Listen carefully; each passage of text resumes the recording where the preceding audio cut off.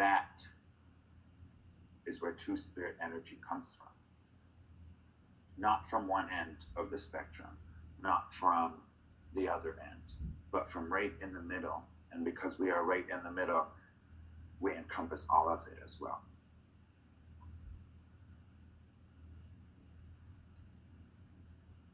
So we occupy that space in which the voice entered the void, in which the vibration of Kachini West's voice,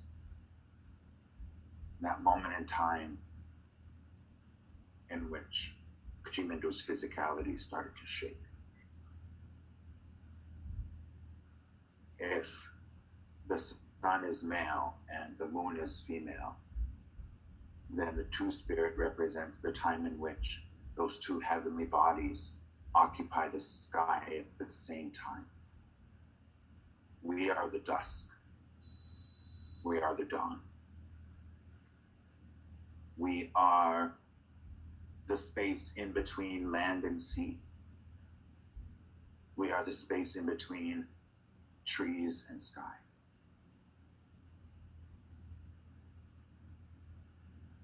We are both of those things. We are both night and day. We are both male and female.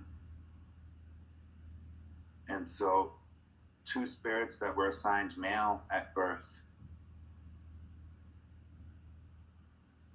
depending on the society and depending on their particular path, would be allowed to live within women's roles in those societies, never forgetting their responsibilities as a two-spirit, but allowed to present in more feminine ways, allowed to participate in those feminine traditions, whereas other people who were assigned male at birth and actually turned out to be male were not allowed into those spaces.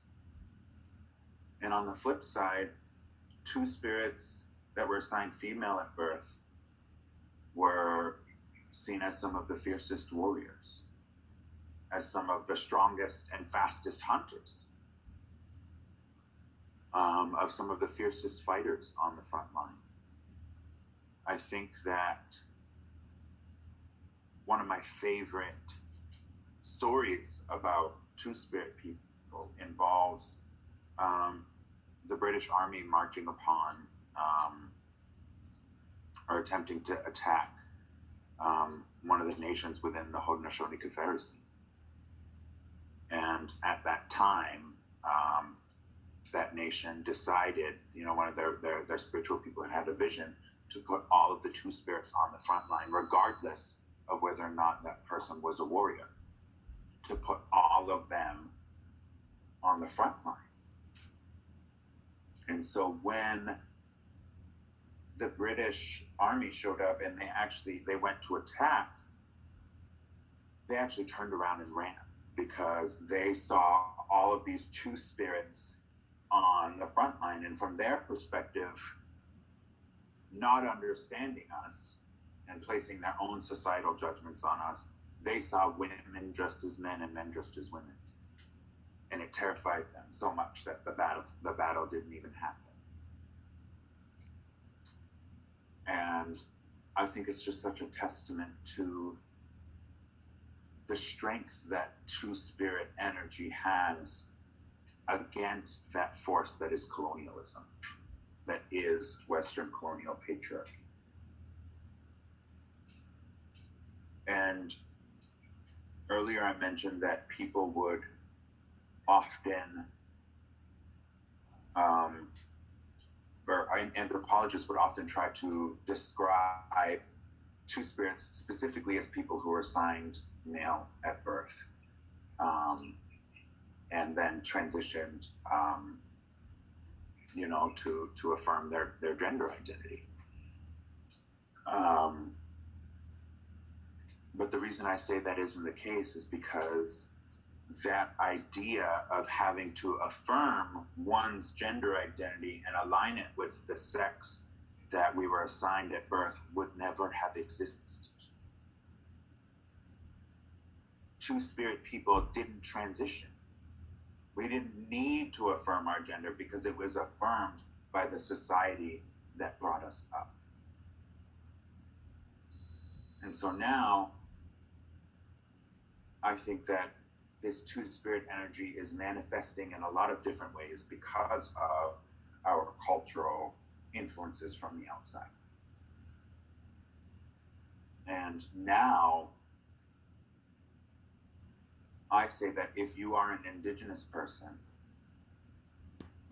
then if you are LGBTQ and indigenous, then whether or not you claim that two-spirit label is up to you. That is not a path that anyone can choose for you or place upon you.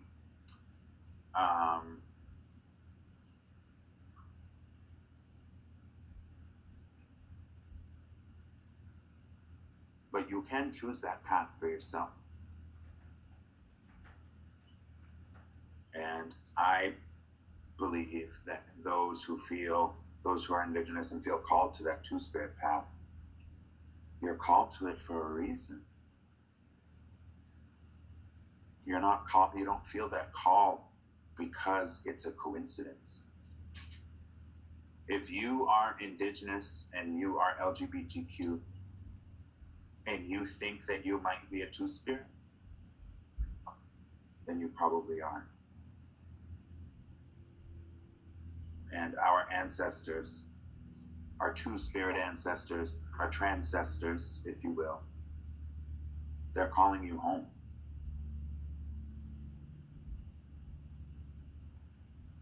And how you follow that path and how you find that way home is entirely up to you.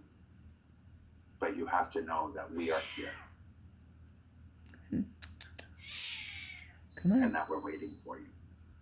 Uh-huh. And for those of you, I'm guessing the vast majority of my audience tonight is non-native, non-indigenous.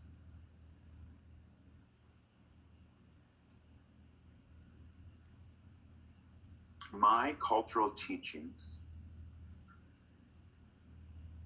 state that there are two spirits born within cultures all across the world.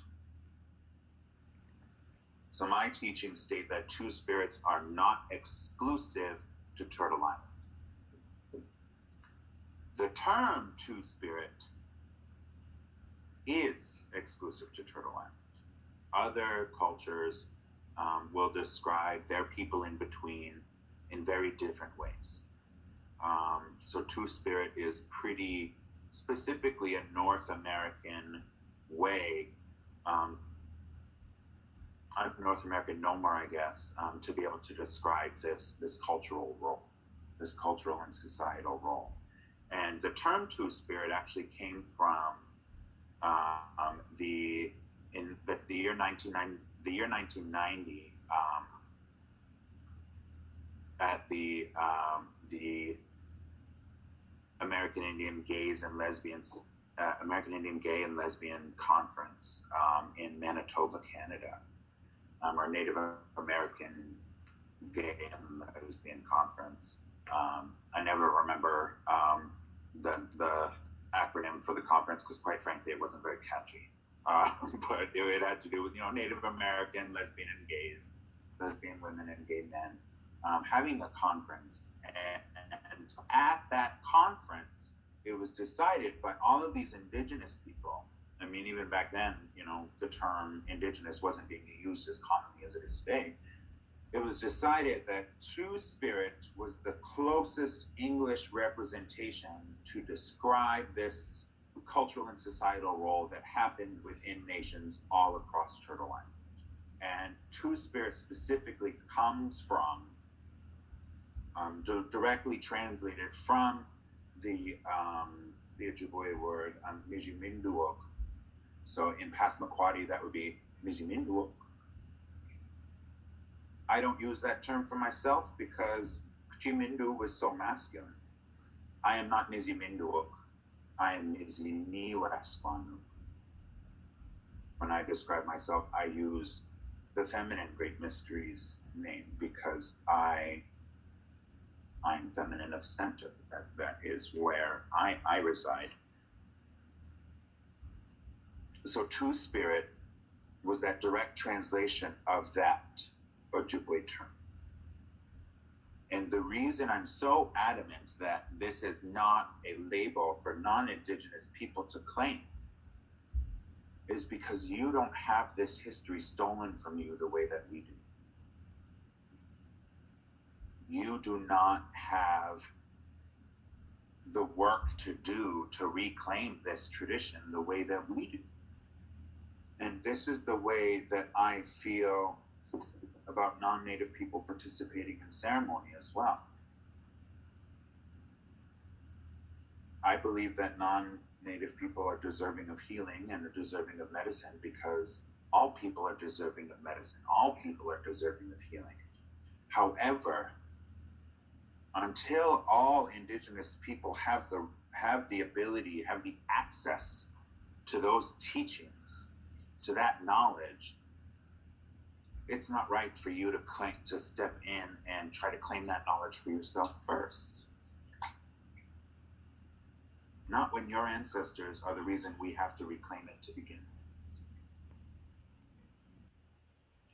with. And I have many friends who are very hesitant to come to ceremony with me, and I actually respect them a lot for that.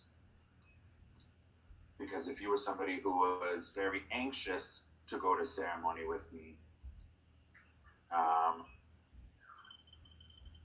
you're not somebody who would be likely to be my friend in the first place, if that makes any sense.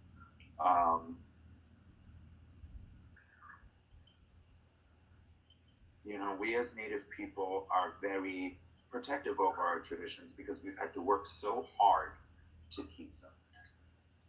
We've had to work so hard to keep them from literally being stolen from us. And so many of our own people still don't have access to them. And so when non-Native people hear those things that, like, when we say that this isn't for you, we mean that in the kindest way possible. It's not for you because we still have to make sure that it's for us. And I think that after we move through this time when we're not having to work so hard to reclaim these traditions, to relearn them and to give them back to our own peoples, once our own people have these traditions and our ways firmly in our grasp again, that's when those doors will be much wider open. Oh. That's when our ceremonies are going to be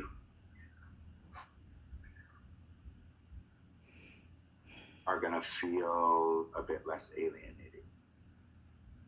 And if our ceremonies feel alienating to you, imagine how we felt for the years in which it was outlawed to practice those ceremonies. Imagine how we felt imagine how my grandmother felt actively making the choice not to teach her children Passamaquoddy because it was illegal.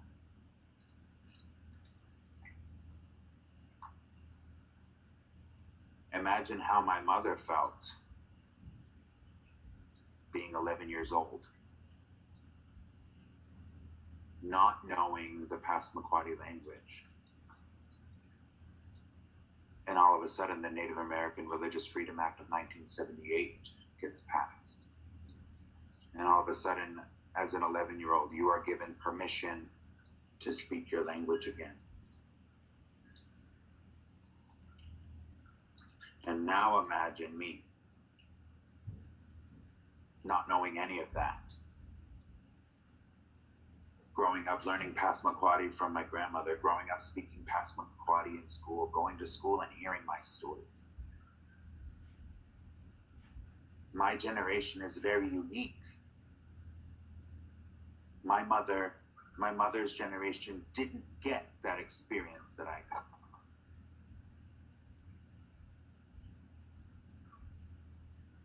The language wasn't kept from me the way it was kept from her. And so when you see me and you see my pride in being a Passamaquoddy two-spirit, you need to remember that this is just the beginning. We've only just getting started.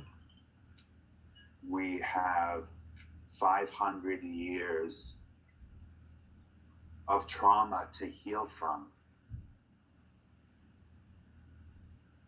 We all have 500 years of trauma to heal from. And not only do we have to heal our own trauma, we have to reach back through this illusion that we call time, and we have to heal our ancestors' trauma as well.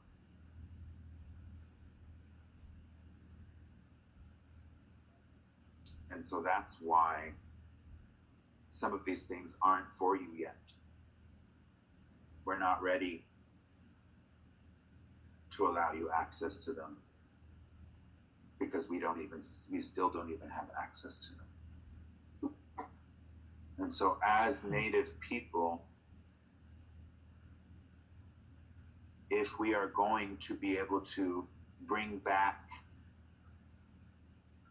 these traditions, or if we are going to be able to bring back the role of women within our societies, if we are going to be able to bring back the role of men with our societies and uplift our men from this place that they've been forced into, uplift our women from this place that we've been forced into, then these two-spirit traditions need to come back, because we as Indigenous people will not survive without them.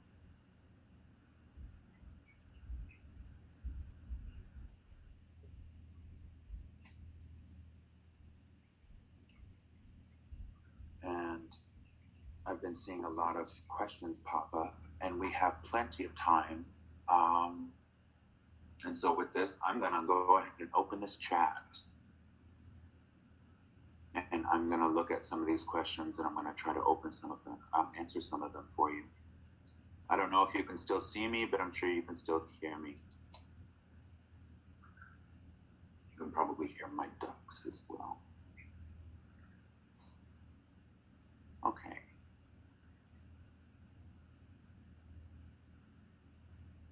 Can a Native LGBT person not be a two-spirit? Yes. No, you cannot be a two-spirit. There were many societies that, and I can't really speak to these traditions too much because they aren't my traditions, but I know there were some nations, some cultures that had upwards of 6 genders, and the lines between them, if we were going to describe them in different ways, there was a difference between somebody who was gay and somebody who was a two-spirit. However, they would often matchmake the gay man with the two-spirit who was assigned male at birth. They would matchmake the lesbian woman with the two-spirit who was assigned female at birth. But usually, if there was that, they would not pair two-spirit people together. And as far as I know, the reason they didn't pair two-spirit people together would be because of the amount of spiritual power that couple would then one have. So yes, you could be Native and LGBTQ and not be a two-spirit. But on the flip side, I will say that you couldn't be straight and Native and be a two-spirit, to put it simply.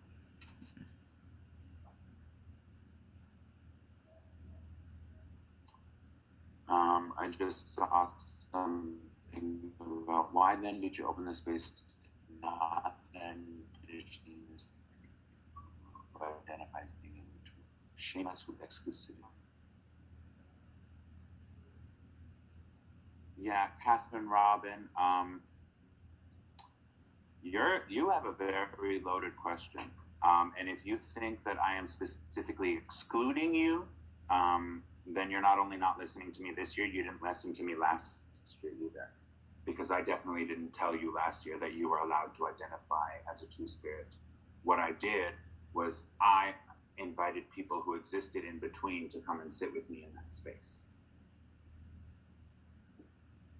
I did not give you permission to call yourself a two-spirit. To clarify. And now I'm going to go back and keep scrolling through some of these questions because there are a lot. Hi, Talama, I see you.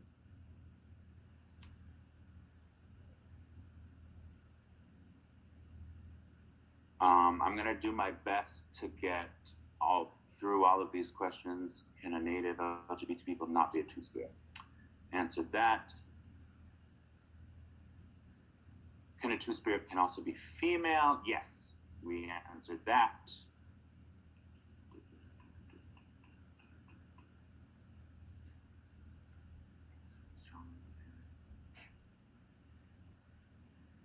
So there's a question.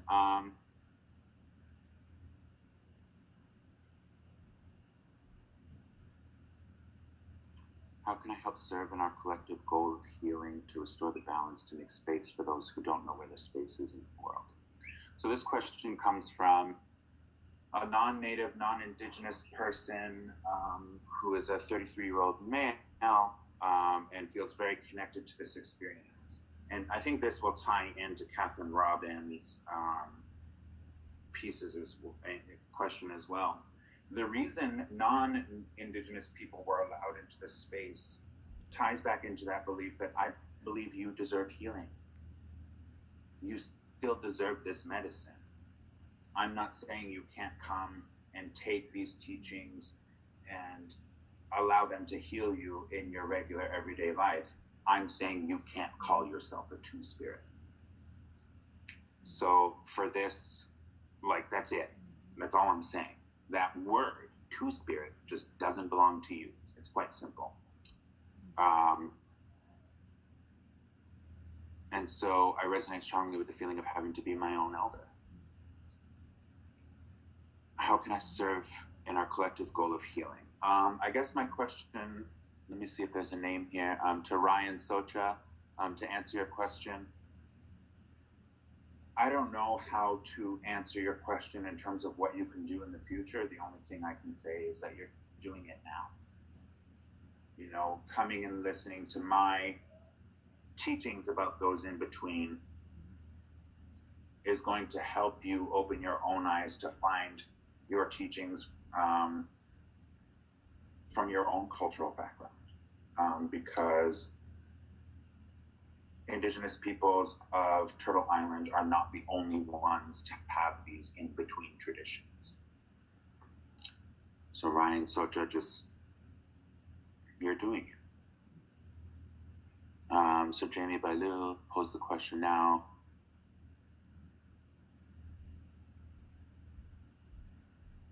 Where the empath would fall, that neither male nor female empaths are embraced by those groupings. That is to say, I wonder if these individuals would be accepted by the two-spirit who saw. I think to Jamie Beaulieu, I think the answer to your question is yes. I'm having a hard time understanding what the question is, but if there were empaths that were neither male nor female, I think they would definitely find a lot of understanding among two-spirit traditions. Whether or not they would be accepted, I would say yes. I would say that those empaths would be seen as almost like a cultural two-spirit mirror that took place within that other culture.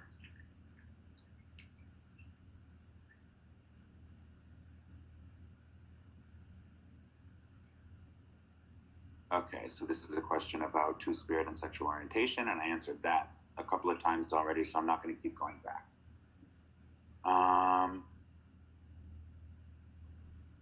Wouldn't it be perfect if we all coexisted, honoring these teachings and living them in every sense? Yes, it would.